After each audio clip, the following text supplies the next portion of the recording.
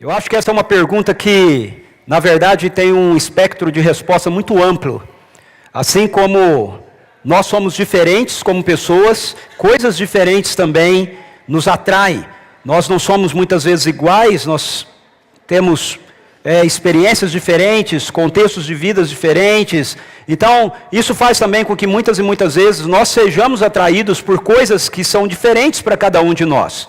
O que atrai uma pessoa pode não atrair outra pessoa. Por exemplo, algumas pessoas podem se sentir muito atraídas num tempo assim, com uma boa xícara de café. Não é? Aquele café encorpado, maravilhoso. Outras pessoas podem se sentir atraídos, por exemplo, por uma boa xícara de cappuccino. E talvez outras pessoas sejam atraídas por uma boa taça de vinho, um bom vinho.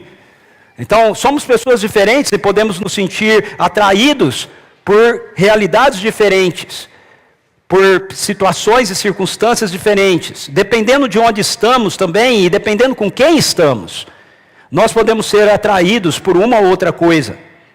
Às vezes, quando nós estamos em determinados lugares, nós somos atraídos por determinadas coisas, e quando nós estamos em outros lugares, nós somos atraídos por outras coisas.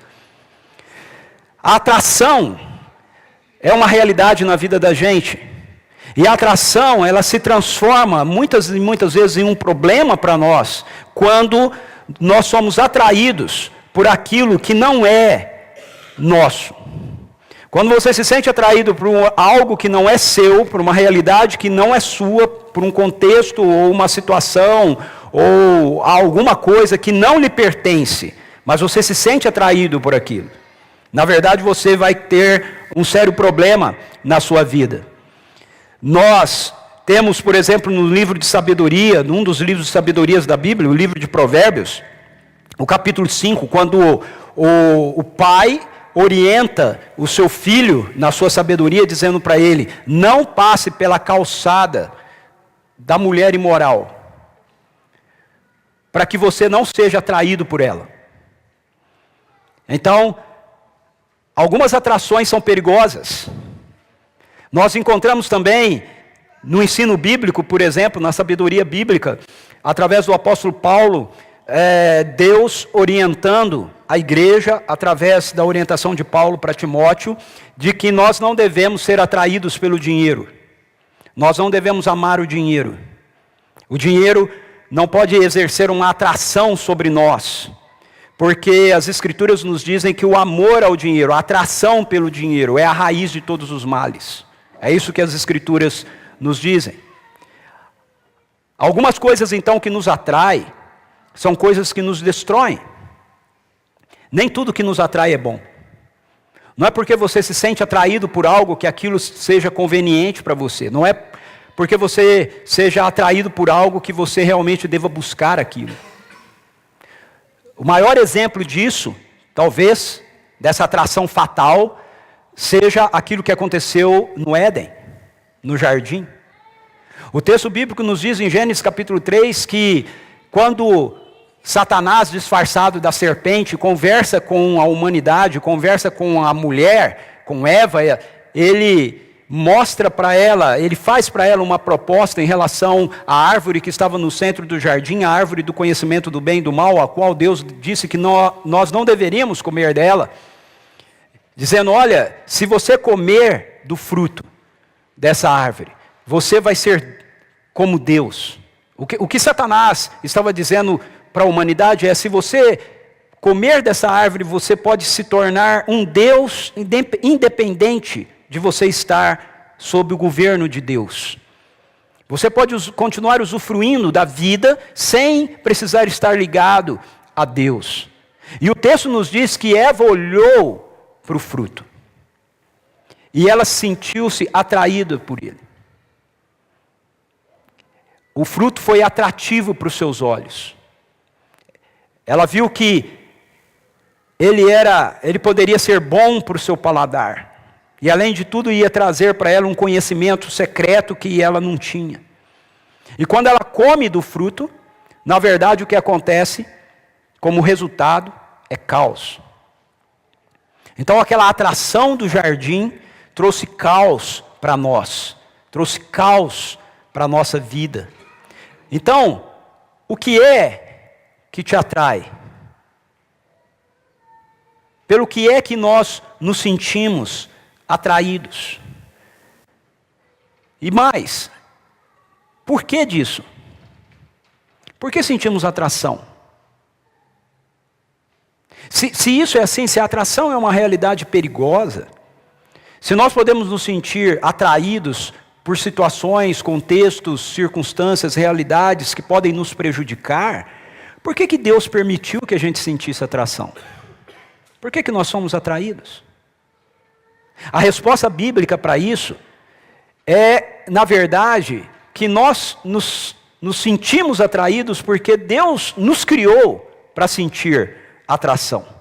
Nós fomos criados para sentirmos atração. Mas por quê? Por que Deus nos cria com essa condição? Por que Deus nos cria com essa realidade presente no nosso coração? Com esse anseio por realidades que nos atraem? Veja, Deus nos criou com a capacidade de nos sentirmos atraídos, porque Ele não nos fez para apenas crermos nele. Deus não criou você, Deus não criou a humanidade para que a gente apenas acreditasse nele. Deus, na verdade, deseja que nós sintamos atração por ele. É por isso que ele nos criou com essa condição, com essa capacidade de nos sentirmos atraídos. O problema é que quando nós rompemos lá no jardim com Deus, a atração que nós deveríamos sentir por Deus, nós começamos a colocar em outras coisas. Nós começamos a nos sentir atraídos por outras coisas. A Bíblia é muito clara a nos mostrar que Deus não quer meramente uma relação conosco que seja definida apenas por aspectos religiosos. Não é esse o interesse de Deus. O interesse de Deus não é meramente que nós, seres humanos, tenhamos uma religião. O interesse dele não é que nós simplesmente saibamos que nós precisamos dele para nos ajudar em situações específicas. Embora ele nos ajude. O interesse de Deus não é nem mesmo que a gente tenha medo de ser castigado por ele, e por isso então nós o busquemos. Ele não quer ser buscado porque você tem medo dele. Se eu não o buscar, ele pode pesar a mão dele sobre mim. O interesse de Deus não é nem mesmo que a gente venha simplesmente aprender a sua palavra, para que então a gente possa ser bem-sucedido na nossa vida. Eu vou ler as Escrituras, eu vou aprender a partir dela a como eu vou criar meus filhos, como eu vou desenvolver meu casamento, como eu devo me portar nos relacionamentos, como eu devo dirigir meus negócios. Veja, as Escrituras nos dão sabedoria para todas essas coisas, mas o interesse de Deus não é meramente esse. O interesse de Deus não é meramente que a gente volte os olhos para as Escrituras para que ela possa nos dar a sabedoria dele para a gente viver bem a nossa vida aqui e agora. O interesse de Deus é que nós nos sintamos atraídos por ele. A expressão que a Bíblia usa para se referir a essa atração que Deus deseja que nós sintamos por ele é a palavra adoração. Deus nos criou para que nós tenhamos prazer nele. Deus nos criou para que nós o adoremos. Deus nos criou para que, diante de quem ele é, a gente simplesmente olhe para todas as demais coisas como supérfluas, como realidades insignificantes, tão menores, realidades que não têm impacto, peso para a gente. É interessante que essa palavra, adoração, é uma palavra que nós passamos a usar justamente para expressar aquilo do qual nós gostamos, aquilo pelo qual nós nos sentimos atraídos. Por que você acha que quando a gente gosta muito de uma coisa, quando nós nos sentimos atraídos muito por algo, geralmente a gente usa essa expressão, nossa, eu adoro isso. Eu adoro sorvete. Né? Nossa, eu adoro futebol. Por que a gente usa essa expressão? É porque ela define exatamente essa realidade, de que Deus nos criou para sermos atraídos, para adorar aquilo que nos atrai. Aquilo que nos atrai é também aquilo que é precioso para nós. O que te atrai é precioso para você. Aquilo que te atrai, você valoriza.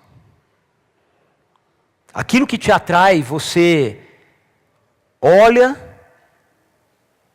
de uma maneira, de uma forma especial. Porque é precioso para você. E aquilo que é precioso para nós, aquilo que nos atrai, é o objeto da nossa verdadeira adoração.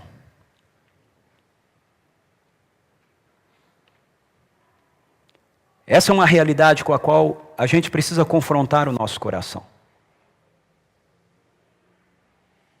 Porque nós podemos falar que nós adoramos a Deus. Nós podemos até participar de momentos onde algum tipo de expressão de adoração a Deus é feita. Como nós acabamos de participar aqui. Mas isso não significa que realmente nós o adoramos. É por isso que Deus, nas Escrituras, Ele é tão enfático com relação a não dividir a adoração dEle com ninguém mais. Porque aquilo que nós adoramos acaba nos moldando, acaba nos definindo. Veja, Deus não é uma pessoa melodramática, ok? Ele não é uma pessoa que tem baixa autoestima. Então ele precisa que pessoas fiquem elogiando ele, para ele se sentir melhor. Ok? A razão para a qual Deus nos criou e colocou em nós atração por Ele, colocou em nós a realidade de que Ele deve ser o objeto da nossa adoração, na verdade é para o nosso próprio bem. Porque aquilo que a gente adora é o que nos molda. Em outras palavras, você vai ser a imagem daquilo que você adora. Quando nós adoramos o dinheiro, nós somos moldados à imagem da ganância. Quando nós adoramos alguma personalidade, alguma pessoa, algum grupo, nós somos moldados à imagem daquela personalidade, daquele grupo, daquela pessoa. É por isso que Deus diz para a gente em Êxodo, capítulo 20, versos 1 a 3, quando Ele começa ali aquela lista dos 10, que nós passamos a chamar de 10 mandamentos, o texto diz assim, Deus falou todas estas palavras. Nós chamamos de 10 mandamentos. A Bíblia chama estas palavras. E qual é a primeira palavra que o Senhor diz? Eu sou o Senhor, o teu Deus, que te tirou do Egito, da terra da escravidão. Não terás outros deuses além de mim. Ele não diz isso por causa dele, ele diz isso por causa de você. Ele não diz isso por causa dele, ele diz isso por causa de nós. Ele não diz que não é para a gente ter outros deuses diante de nós, porque isso vai afetá-lo. Ele diz para a gente não ter outros deuses diante de nós, porque isso vai nos afetar. Isso vai afetar a nossa vida. Então ele diz, não tenham outros deuses diante de mim. Por quê? Porque ele sabe que aquilo que nós adorarmos é o que vai modelar quem nós somos. Então, se você foi criado para adorar a Deus, se a humanidade foi criada para adorar a Deus e nós o adoramos, nós vamos sendo modelados cada vez mais a quem Ele é. Enquanto nós o adoramos, nós somos modelados ao seu amor, nós somos modelados à sua bondade, nós somos modelados à sua paz, nós somos modelados à sua alegria, nós somos modelados à sua justiça, nós somos modelados à sua santidade. Nós somos modelados à imagem dele. Porque nós fomos criados para sermos a imagem dele.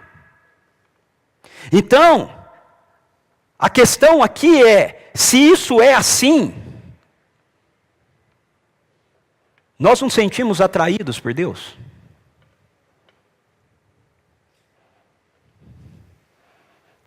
Nós nos sentimos. Deus é o alvo da nossa atração. A pessoa de Jesus Cristo atrai você. Veja, eu não estou perguntando, eu não estou falando meramente de se você crê ou não em Deus, ok? Se você acredita ou não em Jesus. A minha questão é se você é atraído por Ele. Se Ele te fascina. Você anseia estar em intimidade com a pessoa do Espírito Santo?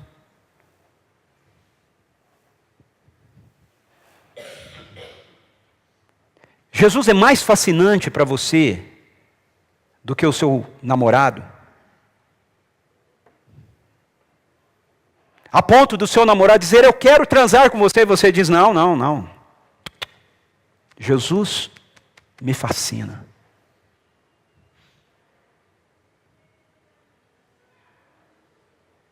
Jesus é tão fascinante para você, a ponto de você dizer nos seus negócios, não, isso eu não vou fazer, porque isso não está de acordo com aquilo que Jesus, que me fascina, deseja. Fascinação, atração por Deus. A questão então não é meramente se nós acreditamos em Deus ou não. A questão é se nós nos sentimos atraídos por Ele. A questão é se o nosso coração anseia pela presença dEle. Se o maior anseio da nossa alma, o gemido da nossa alma, é conhecer a intimidade do coração dEle, mais do que qualquer outra coisa. Mais do que qualquer outra coisa. Sabe, eu estou há mais de 30 anos andando com Jesus. E quanto mais passa o tempo, e quanto mais eu ando com Ele, mais claro fica para mim que uma só coisa importa. Uma só. É isso. É conhecê-lo intimamente. É experimentar sua presença, não é falar dele apenas porque eu ouvi falar. Não é falar dele apenas porque eu li na Bíblia.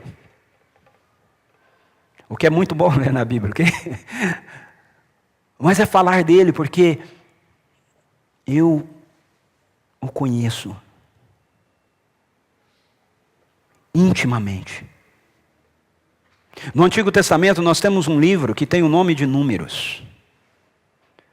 É um daqueles livros que a gente fica pensando assim, mas por que esse livro foi escrito?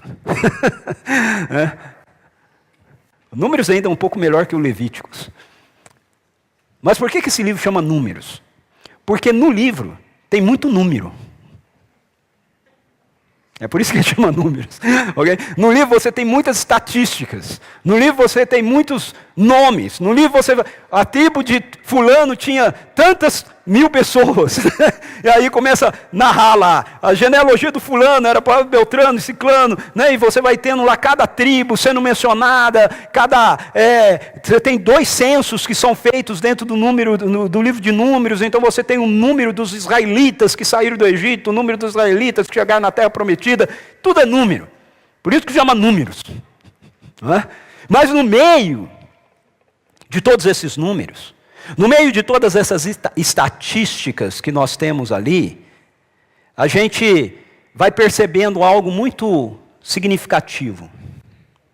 No livro de Números, a gente tem a distribuição da terra para as tribos de Canaã, para as tribos de Israel. A terra de Canaã sendo distribuídas, repartidas para as tribos de Israel. Deus havia tirado o povo do Egito e eles haviam andado 40 anos pelo deserto. E agora eles estão diante da terra prometida. E eles estão começando a se preparar para entrar na terra prometida. Havia tido um primeiro censo e agora Deus manda fazer um novo censo. E o texto de Números diz, porque todos aqueles que saíram do Egito, nenhum daqueles estava dentro desse novo censo. Todos eles morreram no deserto, menos Josué e Calebe. E o Moisés que continuava vivo. E o Arão, que iam entrar na terra prometida, mas o Arão e o Moisés também não entram. Então veja, você tem toda essa situação, e aí Deus começa a dizer, ok, vamos fazer os preparativos para a entrada da terra. Vocês vão entrar na terra e vocês vão possuir a terra. A terra vai ser repartida, Deus é um Deus justo. Ok? A justiça para nós é o seguinte, eu tenho uma família com 5 pessoas, você tem uma família com 2 pessoas, e aí você quer que a minha terra, com uma família de 5 pessoas, seja do mesmo tamanho da sua terra com uma família de 2 pessoas. A nossa justiça é, a gente quer tamanhos iguais para grupos iguais, não importa, mas essa não é a justiça de Deus. A justiça de Deus é a equidade, a justiça de Deus é, cada um merece aquilo, ou vai receber aquilo que realmente tem a ver com a sua realidade. Então, quando você começa a ler o livro de Números, você começa a perceber que Deus divide a terra, Ele separa a terra, mas Ele não dá a terra na medida igual para cada tribo. A porção da terra é distribuída de acordo com o tamanho da tribo. Então, tribos maiores recebem porções maiores da terra. Tribos menores recebem uma porção menor da terra. Mas Deus está sendo justo, sabe por quê? Porque todo mundo está recebendo terra. Então Deus está sendo justo, ok? Então essa proposta aí, né, que muitas vezes a gente ouve, do comunismo, socialismo, né, que todo mundo tem que ter tudo igual, e que isso é bíblico, não é bíblico, ok? Não é bíblico. Bíblico é, todo mundo merece ter a sua porção. Isso é bíblico. A porção de uns pode ser maior do que a porção de outros, mas todo mundo vai ter a sua porção. E Deus então está ensinando, orientando Moisés a fazer essa divisão da terra. E entre as tribos tem uma tribo que é a tribo de Levi. A tribo de Levi foi nomeada por Deus, escolhida por Deus para que eles fossem sacerdotes no contexto de Israel, ok? Hoje não há mais a tribo de Levi, tá bom? Eu sei que em alguns lugares, né, o pessoal olha para o pessoal que estava aqui na frente, cantando, conduzindo a nossa adoração e diz, eles são da tribo de Levi, eles são os levitas, né? Não, os levitas hoje somos todos nós, ok? Porque as escrituras nos dizem no Novo Testamento que nós somos a nação real, o sacerdócio real. Então todos nós somos sacerdotes hoje, ok? Temos funções diferentes, mas todos nós somos sacerdotes. Mas no Antigo Testamento isso não era assim. Tinha uma tribo, que era a tribo de Levi, e essa tribo, ela tinha a tarefa sacerdotal. Eles cuidariam do tabernáculo. Então, como eles iam cuidar do tabernáculo, eles não teriam tempo para ficar cuidando da terra. Eles vão entrar na terra prometida, e eles são, aquele grupo, aquelas pessoas, naquele contexto, eram uma cultura rural. Eles viviam da criação de ovelhas, eles viviam do plantio de alimentos, como trigo, por exemplo. Então eles precisavam de terra. Numa cultura real, numa cultura agrária, a terra é um valor real. Certo? Numa cultura agropecuária, a terra é uma boa porção. Quanto mais terra você tem, ou quanto melhor é a sua terra, melhor para você. Então todo mundo quer uma porção boa, né? Eu acho que quando começou a distribuição da terra ali, o pessoal começou a ficar meio nervoso, pensando assim, puxa, será que eu vou receber uma montanha? Porque uma montanha não vai me ajudar muito. Por isso que Caleb se destaca, né? Ao contrário dos outros, Caleb pede uma montanha. Ele diz, eu quero Horebe. Eu quero o Monte Horebe. Ele chega lá para Moisés e fala, lembra que Deus falou que ia me dar o Monte Horebe, né? Eu quero o Monte Horebe. Ele é meu. Mas o pessoal queria terra, boa terra, espaço bom. Por quê? Porque eles têm que cultivar. Mas os levitas não podem ter terra. Por quê? Porque eles têm que cuidar do tabernáculo. Então, eles cuidam do tabernáculo e os levitas vão receber porções da terra, das outras tribos que trabalhavam. Eles iam trazer então os seus dízimos, as suas ofertas dos cereais, daquilo que eles cultivavam na terra, e ovelhas e tudo mais, e uma parte disso ia ficar para o sustento dos levitas. Entre os levitas, havia, que eram sacerdotes, havia o sumo sacerdote. O primeiro sumo sacerdote foi um homem chamado Arão, irmão de Moisés. E aí lá em Números, no capítulo 18, onde a gente vai vendo Deus falar sobre ele, que ele não iria dar terra para os levitas, que ele ia dar aos levitas, eles iam ficar responsáveis pelo cuidado do tabernáculo e eles iam receber as bênçãos vindas da parte do povo que ia estar cultivando a terra e tudo mais. Deus se dirige a Arão, que é o sumo sacerdote. E ele diz para Arão o seguinte, Arão, fazer uma versão minha aqui, ok? Arão, todo mundo está correndo atrás da melhor porção da terra. Está todo mundo desejoso de receber a melhor porção. E eu vou dividir a terra com todos eles. Mas eu não vou dar a melhor porção para nenhum deles. Eu vou dar a melhor porção para você, Arão. Mas Arão é um sumo sacerdote. Como é que ele vai receber a melhor porção? Veja só. Disse ainda o Senhor a Arão, você não terá herança na terra deles, nem terá porção entre eles. Eu sou a sua porção e a sua herança entre os israelitas. Deus está dizendo, Arão, eles vão ter as minhas bênçãos, mas você vai me ter. Eles vão ter a bênção da terra, mas eu vou dar para você o que há de melhor. Porque eu vou dar para você a minha presença, a minha amizade, a minha intimidade. Você vai ser o único entre todos os levitas que vai poder entrar no Santo dos Santos e ir diante da Arca da Aliança. E assim como Moisés me via, você vai poder estar na minha presença. Me ver face a face. Agora eu queria que você se colocasse no lugar do Arão. Se fosse com você, como é que seria?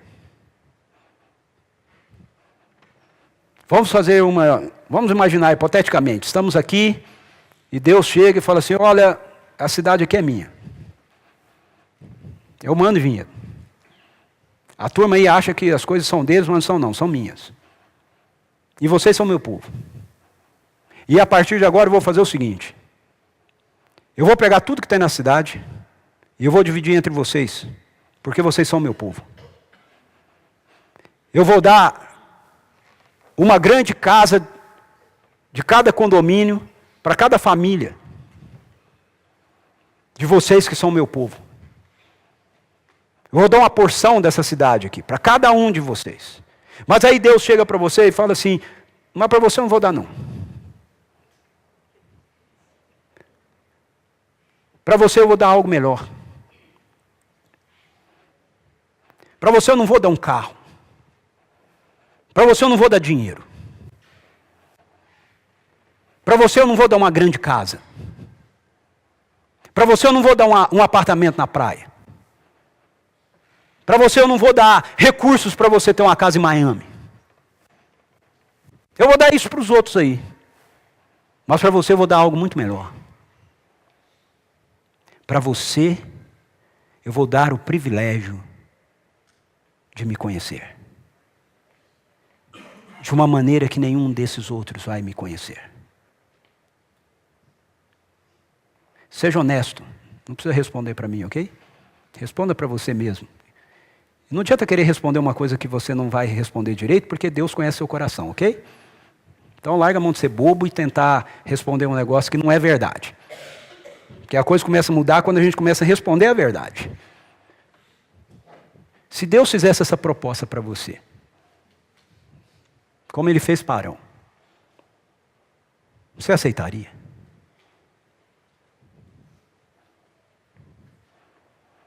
Sem casa, sem carro, sem sucesso profissional, sem dinheiro, sem a melhor escola para os seus filhos. Mas você o veria face a face. Você o conheceria como nenhuma outra pessoa o conheceu.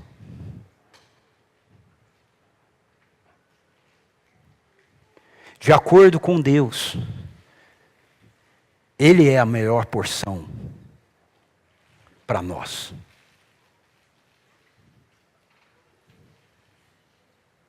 Sabe, às vezes eu me pego com o Espírito Santo me perguntando isso.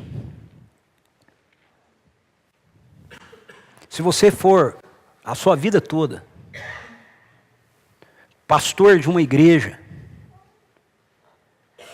que as pessoas realmente nunca vão se comprometer completamente comigo. Se você for a sua vida toda pastor de uma igreja, onde as pessoas nunca vão ter realmente a alegria, o prazer, a satisfação de me adorar com os recursos financeiros que eu coloco nas mãos dele. Se você for pastor a sua vida toda de uma igreja, que por mais que você se esforce, por mais que você trabalhe, por mais que você pregue, por mais que você desafie as pessoas, as cadeiras vão continuar assim, do jeito que estão aqui esse domingo, vazias.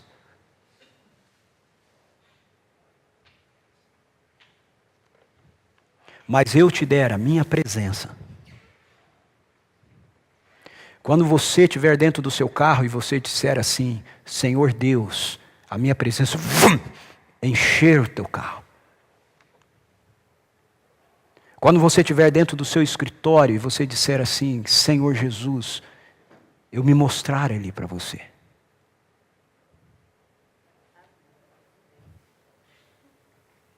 Você estaria satisfeito? Você me vê como a sua melhor porção? E não um ministério bem-sucedido, não uma igreja cheia de pessoas, não. Embora não haja nada errado com isso, ok?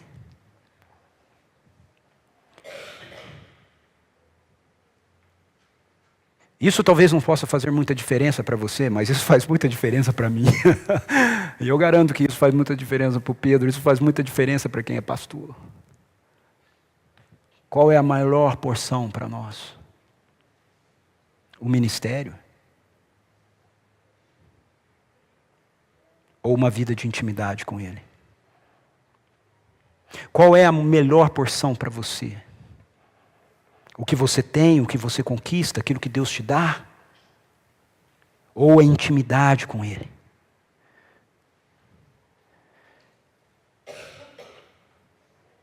Como seria conosco se Deus se dirigisse a nós e dissesse-nos uma só coisa: eu vou te dar plenamente o que você me pedir, mas uma só coisa eu vou te dar, não duas, uma. O que você pediria? O que é que te atrai? Veja o que é que atraía Moisés. Moisés em Êxodo capítulo 33, versos 7 a 23.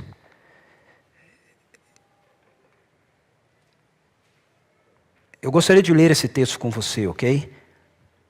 Êxodo capítulo 33, versos 7 a 23, diz assim: Moisés costumava montar uma tenda do lado de fora do acampamento, ele a chamava de tenda do encontro. A tenda do encontro mais tarde vai se transformar no Santo dos Santos, ok? Quem quisesse consultar o Senhor ia à tenda, fora do acampamento. Sempre que Moisés ia até lá, todo o povo se levantava e ficava em pé à entrada de suas tendas, observando até que ele entrasse na tenda. Assim que Moisés entrava, a coluna de nuvem que estava em cima, no céu, descia e ficava à entrada da tenda, enquanto o Senhor falava com Moisés. Então Moisés entrava, ele ficava dentro da tenda, a nuvem de glória descia, o Senhor ficava do lado de fora da tenda. Então tinha um pano, que é o pano da tenda, entre Moisés e o Senhor. E eles falavam, face a face, mas Moisés não via o Senhor, por causa da nuvem de glória e por causa do pano da tenda. Mas o Senhor estava do lado de fora, ele sabia disso. Já ficou preso, você já chegou, agora me veio uma ideia agora, para exemplificar isso. Você já chegou na sua casa e esqueceu a chave? E você ficou do lado de fora, gritando, né? Batendo a porta. O outro do lado de dentro, você é do lado de fora. Aí começa a conversar, né? Oh, abre a porta para mim. O outro de dentro está te ouvindo, mas ele não está te vendo. Mas ele está te ouvindo, ele sabe que você está lá. Então era mais ou menos isso, ok? Que estava acontecendo ali. Moisés sabia que Deus estava do lado de fora. Ele sabia que Deus estava lá. Mas ele não via Deus, ele falava com Deus face a face, porque Deus estava ali, pessoalmente, e ele sabia disso, ok? Quando o povo via a coluna de nuvem parada à entrada da tenda, todos prestavam adoração em pé. Agora olha que interessante, eles estavam longe da tenda, eles prestavam adoração em pé, longe da tenda, cada qual na entrada da sua própria tenda. O Senhor falava com Moisés face a face, como quem fala com seu amigo. Depois Moisés voltava ao acampamento, mas Josué, filho de Num, que lhe servia como auxiliar, não se afastava da tenda. Interessante isso, né? Ontem nós tivemos um treinamento para liderança emergente, e na fala do Reis ele destacou isso aqui, que Josué não se afastava da tenda. Não é à toa que Josué é o substituto de Moisés, né? Mas o texto continua. E aí narra para a gente um diálogo de Deus com Moisés. Disse Moisés ao Senhor: Tu me ordenaste, conduza esse povo, mas não me permitiste saber quem enviarás comigo. Disseste: eu o conheço pelo nome, e de você tenho me agradado. Se você me vês, veja, é Deus que conhece Moisés pelo nome e tem se agradado dele. Se me vês com agrado, revela-me os teus propósitos, para que eu te conheça e continue sendo aceito por ti. Lembra-te de que esta nação é o teu povo. Para você entender isso aqui, você tem que entender uma conversa que Deus teve com Moisés um pouquinho antes. Deus disse assim para Moisés: ó, esse povo aí, eles não estão afim de mim não. Eles só querem minha bênção. Então eu vou fazer o seguinte, eu não vou mais estar no meio deles. Porque esse teu povo aí, que você tirou do Egito, Deus disse para Moisés. E agora Moisés está devolvendo para Deus o povo. Não, o povo não é meu não, o povo é teu. Não vem me passar esse povinho aí não, que o negócio é complicado aqui. O povo é teu. Né? Então ele está dizendo isso para Deus. Respondeu o Senhor: eu mesmo o acompanharei e lhe darei descanso. Porque quando Deus diz lá que ele não vai mais com o povo, não vai estar mais no meio do povo, ele diz: eu vou mandar um anjo poderoso que vai com vocês. E Moisés diz para ele: não, se for com anjo eu não vou não. O Senhor não me manda aí que eu não vou. Daqui eu não saio, daqui ninguém me tira. E Deus, a conversa acabou por aí. Moisés é ousado, né? Ele diz para Deus assim: ó, e outra coisa, hein? Se for desse jeito aí, ó, estou rompendo o contrato, risca meu nome aí do livro da vida que eu não estou querendo mais saber de nada não. E aí Deus disse para Moisés, quem decide que risca nome ou não risca nome aí sou eu, falou? Fica na tua aí.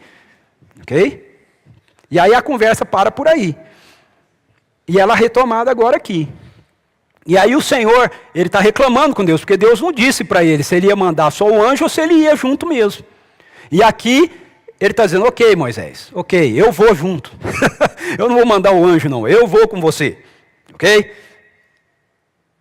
E aí Moisés disse para ele, então Moisés lhe declarou, se não fores conosco, não nos envie. Como saberá que eu e o teu povo podemos contar com o teu favor, se não nos acompanhares? Que mais poderá distinguir a mim e ao teu povo de todos os demais povos na face da terra? O Senhor disse a Moisés, farei o que me pede, porque tenho me agradado de você e o conheço pelo nome.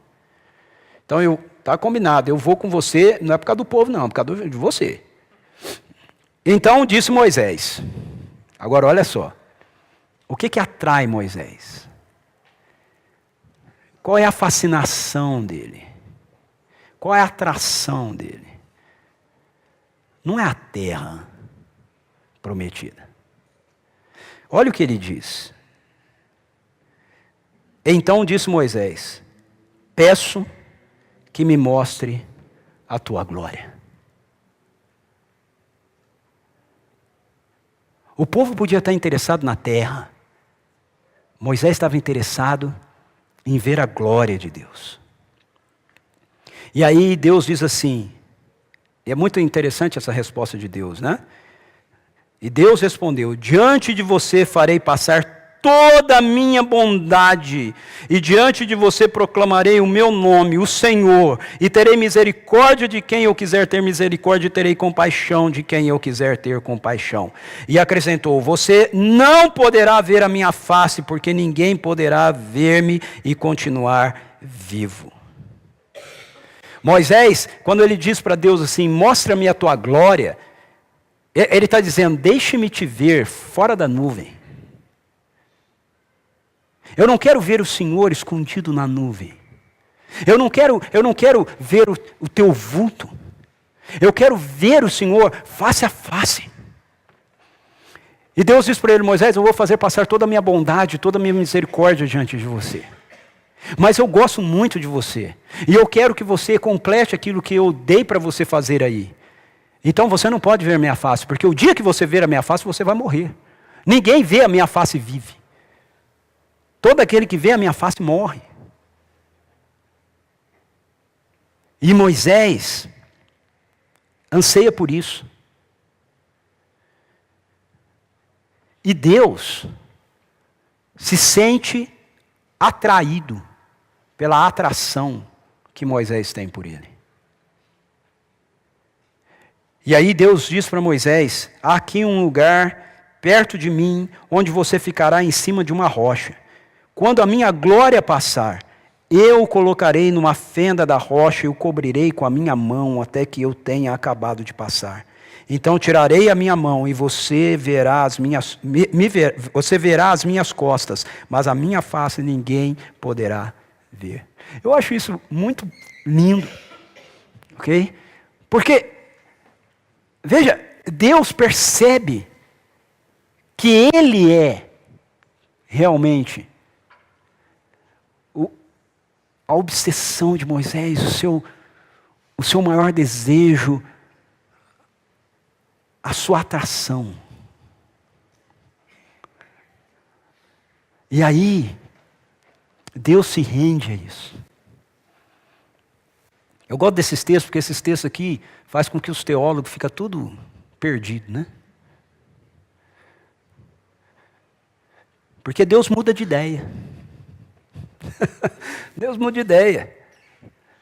Deus começa dizendo para Moisés, não dá, Moisés. Mas depois, ele vê esse anseio do coração de Moisés, ele diz assim, tive uma ideia, Moisés.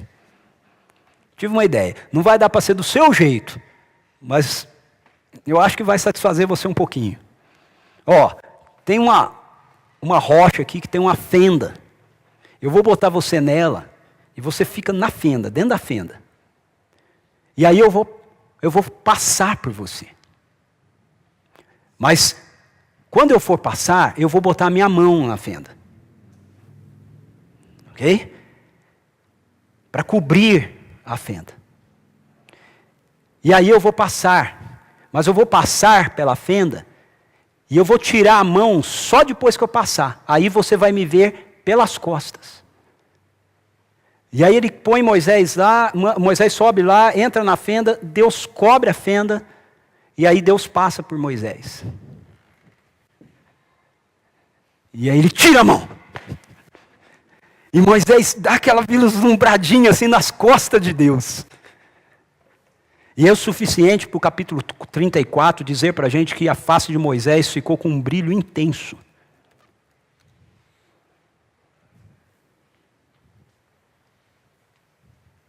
Moisés não quer a terra. Moisés não quer a bênção. Moisés não quer um anjo poderoso. O que atrai Moisés é a presença de Deus. É a intimidade dele. Você é atraído por uma só coisa? Nós somos atraídos por uma só coisa. A presença de Deus. Nós desejamos a sua presença mais do que qualquer outra realidade. Mais do que a melhora do nosso casamento. Mais do que a melhora da economia do nosso país. Mais do que uma cura. Mais do que manter o namorado ou a namorada.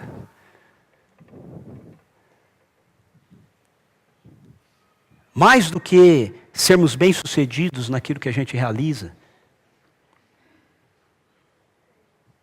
Nós desejamos isso. Desejamos conhecer a intimidade do seu coração acima de qualquer outra coisa.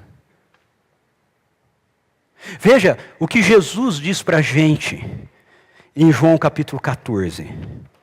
Porque sabe, isso que Moisés pediu para Deus e que Deus não pôde atendê-lo, passou a ser uma possibilidade para mim e para você, por causa do que Jesus fez aqui. A vida de Jesus nesse mundo, sem pecado, sua morte, sua ressurreição, viabilizou para mim e para você, e para cada ser humano que vive a partir de então, aquilo que Moisés tanto desejou e não pôde ter. Mas você pode ter, eu posso ter. João capítulo 14, verso 21, diz assim, Jesus diz assim, quem tem os meus mandamentos e lhes obedece, esse é o que me ama. Aquele que me ama será amado por meu Pai, e eu também o amarei, e me revelarei a Ele. Me mostrarei a Ele. O que Moisés queria e não pôde ter, Jesus diz que eu e você podemos ter. O verso 23 diz assim, respondeu Jesus, se alguém me ama, obedecerá a minha palavra, meu Pai o amará, nós viremos a Ele e faremos morada nele. Você deseja experimentar a revelação de Jesus mais do que qualquer outra coisa? A questão não é apenas se você conhece, se você crê nele. A questão é, você é atraído por Ele. Nós somos atraídos por Ele. Veja alguém que ouviu isso de Jesus e fez disso a sua atração fatal. O seu desejo maior. A sua postura de dizer, não, ainda que eu perca tudo, ainda que eu tenha que morrer, é isso que eu quero. Esse alguém foi o apóstolo Paulo. O apóstolo Paulo em Filipenses capítulo 3, versículos 7 a 11, ele diz assim, referindo-se ao relacionamento dele com Deus, ele diz, mas o que para mim era lucro, passei a considerar como perda por causa de Cristo. Mais do que isso, considero tudo como perda, comparado com a suprema grandeza do conhecimento de Cristo Jesus, meu Senhor, por quem perdi todas as coisas. Eu as considero como esterco para poder ganhar Cristo e ser encontrado nele, não tendo a minha própria justiça, que procede da lei, mas a que vem mediante a fé em Cristo, a justiça que procede de Deus e se baseia na fé. Quero conhecer Cristo, o poder da sua ressurreição e a participação em seus sofrimentos, tornando-me como ele em sua morte, para de alguma forma alcançar a ressurreição dentre os mortos.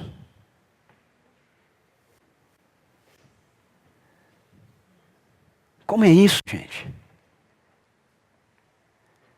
Sabe, talvez você esteja me ouvindo aqui e esteja dizendo, Ricardo, mas isso aí não tem nada a ver. Mas eu quero dizer para você que tem tudo a ver. Que enquanto Jesus não se transformar na atração da sua vida, tudo mais que a gente está fazendo, ainda que a gente creia nele, é perda de tempo. Sabe, a gente entrega, usando o exemplo do Reis, a chave da casa nas mãos de Jesus, quando ele se transforma na atração da nossa vida. Quando, como o apóstolo Paulo, nós nos sentimos atraídos por ele de tal maneira que nós podemos dizer, mais do que isso, considero tudo como perda, comparado com a suprema grandeza do conhecimento de Cristo Jesus, meu Senhor, por quem perdi todas as coisas. A palavra conhecimento que é usada aqui não é um conhecimento intelectual, é um conhecimento de alma, é um conhecimento de intimidade, é um conhecimento de quarto. É aquele conhecimento que só o marido tem da sua esposa quando eles estão na intimidade, que só a esposa tem do seu marido quando eles estão na intimidade. Não tem nada a ver com mero conhecimento intelectual, não tem nada a ver com a mera compreensão teológica. Tem a ver com uma experiência de alma com Deus, de intimidade com Jesus, de ser um com Ele, de Ele estar em nós de forma tão intensa, que por onde a gente anda, a gente sente que Ele está andando com a gente. A gente sente a presença dEle. Considero tudo como perda. Jesus Cristo não morreu e ressuscitou para que acreditássemos nele, a fim de então irmos para o céu. Jesus Cristo morreu e ressuscitou para nos atrair de volta para a vida de Deus. Essa é a melhor porção.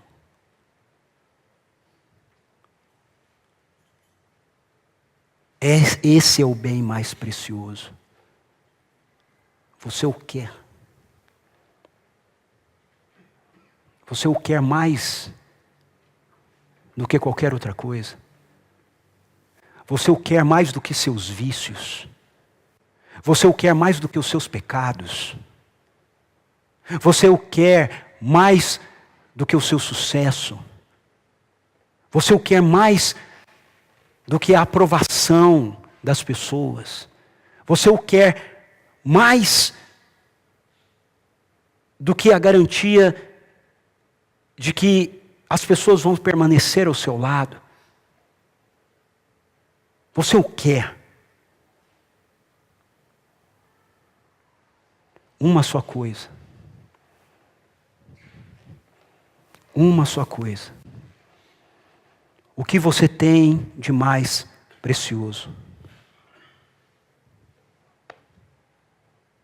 Se você tivesse que escolher uma só coisa, e eu quero dizer para você que você tem que escolher uma só coisa, qual seria? Qual seria? Vamos orar. Vamos pedir graça para Deus.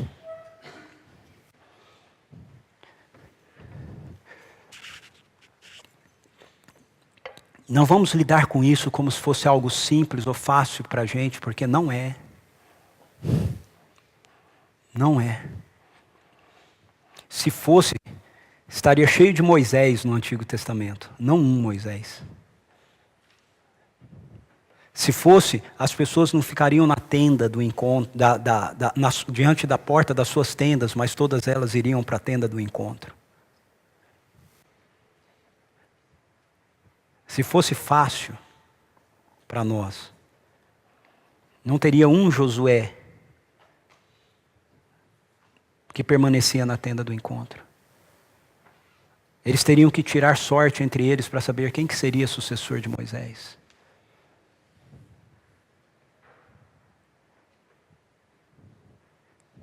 Jesus, quando prega o Evangelho, ele diz: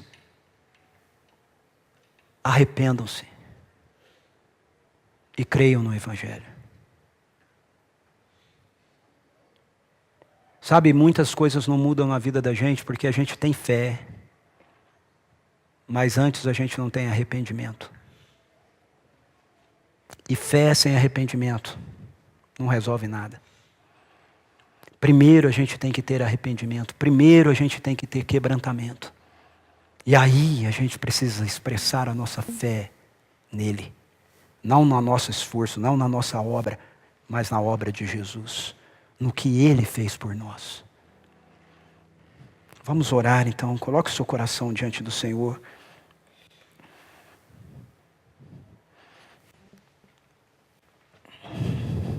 Santo Espírito de Deus, nós precisamos de Ti. Eu preciso do Senhor, Deus. Senhor, eu preciso de Ti desesperadamente, Senhor.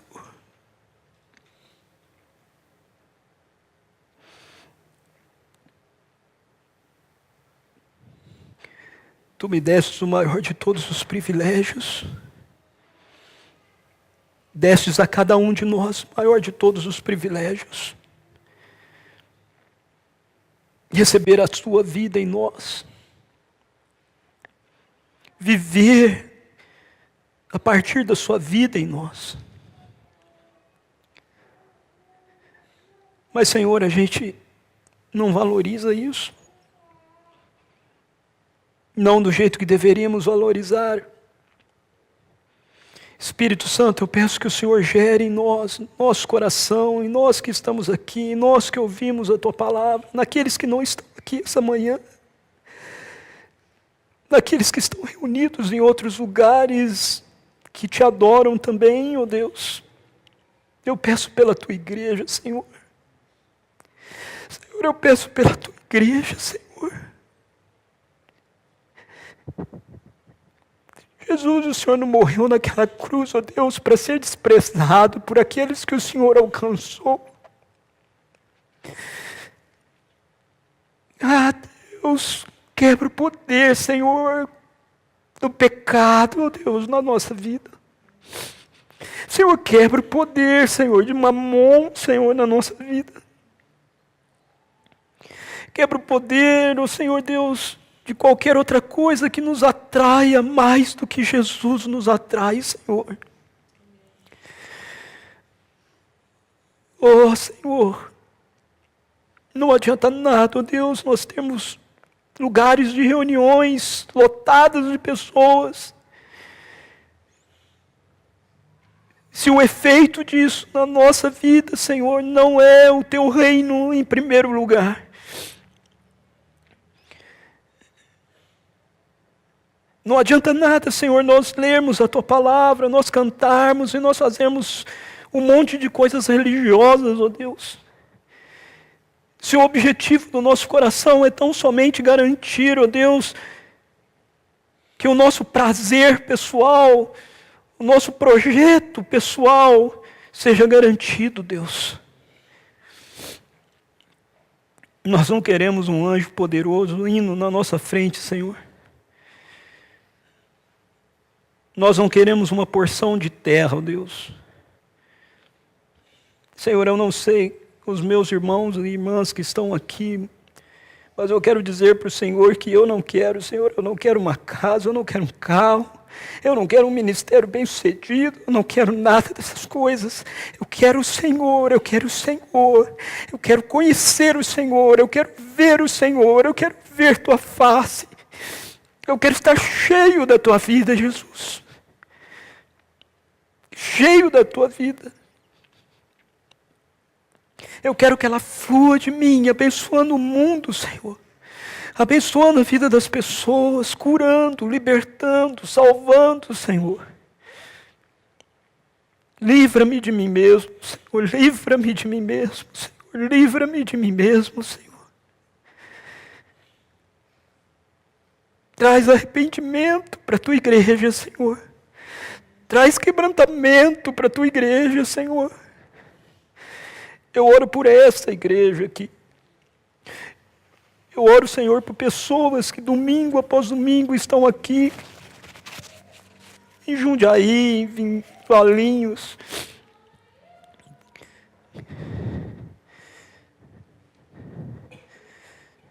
Pessoas que, algumas delas têm me ouvido há tantos anos, Senhor.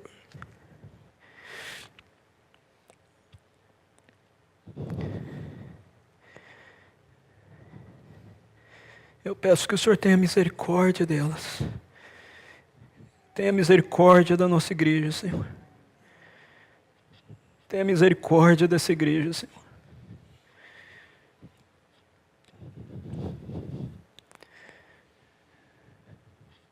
Tenha compaixão de nós, Senhor.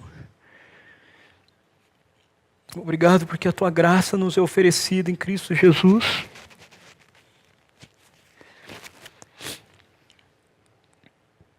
Nós não queremos negligenciá-la, Senhor.